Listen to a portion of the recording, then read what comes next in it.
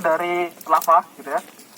Kalau teman-teman perhatikan di bagian atasnya, mungkin tadi jalan waktu dari Belawan ke sini melihat bongkah-bongkah ya, batu-batu yang berbongkah gitu ya.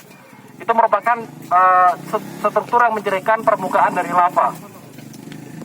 Di sini kita bisa melihat, tapi versi mininya gitu ya, ada bongkah-bongkah kecil gitu ya. Kenapa di permukaan lava itu merupakan bongkah-bongkah?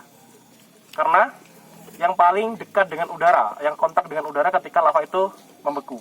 Artinya di sana ada proses pendinginan yang lebih cepat sehingga dia membentuk bongkah-bongkah. Gitu ya. Seperti kalau kita misalkan bikin cocoran semen gitu ya, kita taruhkan gitu ya. Tapi di sana lagi terik mataharinya itu bisa pecah gitu ya. Pecah-pecah semennya. Nggak bisa memadat dengan rata. Sama juga lava, kondisi panas, dia membeku, dia akan pecah-pecah seperti ini bagian atasnya.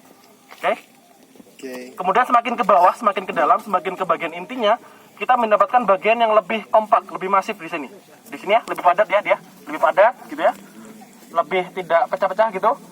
Ini merupakan bagian yang relatif aman dari kontak dengan udara dan membeku paling akhir, gitu ya. Membeku paling akhir, sehingga bagiannya membeku pelan-pelan, gitu ya, dengan sempurna, sehingga pemadat dengan sempurna dan tidak membentuk rekahan. Artinya di sini kita mendapatkan tahapan pembekuan yang berbeda. Di atas pembeku paling cepat, di tengah pembeku paling lama dan bertahap. Oke?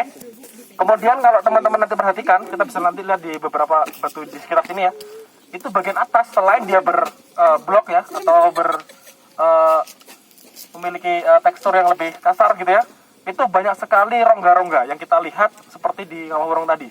Karena apa? Gas yang berada dalam lava ini dia keluarnya ke atas gitu ya, ke permukaan. Kan nggak mungkin ibaratnya gas adalah balon, balonnya tenggelam kan nggak mungkin ya. Balon masih melayang ke atas gitu. Sama juga gas pasti bergerak ke atas sehingga bagian atas sini itu dipenuhi oleh rongga-rongga. Sebaliknya di bagian bawahnya semakin hilang rongga-rongganya karena tidak ada gas yang terperangkap di sana. Nah dari sini kita bisa menceritakan proses pembentukan lava tersebut dari yang paling pertama mendingin sampai yang bagian tengahnya.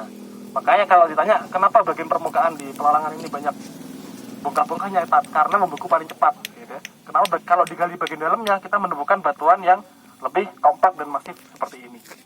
Kalau ditanya tadi katanya dengan kalau misalkan ini digali misalkan ya hilang ya tinggal sebagian utuh gitu ya, sebagian aja di sini. Bisakah kita bercerita? Jawaban saya bisa. Dengan satu singkapan ini, outcrop ini, kita sudah bisa bercerita proses pembentukan semua lava di sini. Itu kira-kira. Mungkin sementara itu mungkin ada yang mau ditanyakan. Silakan.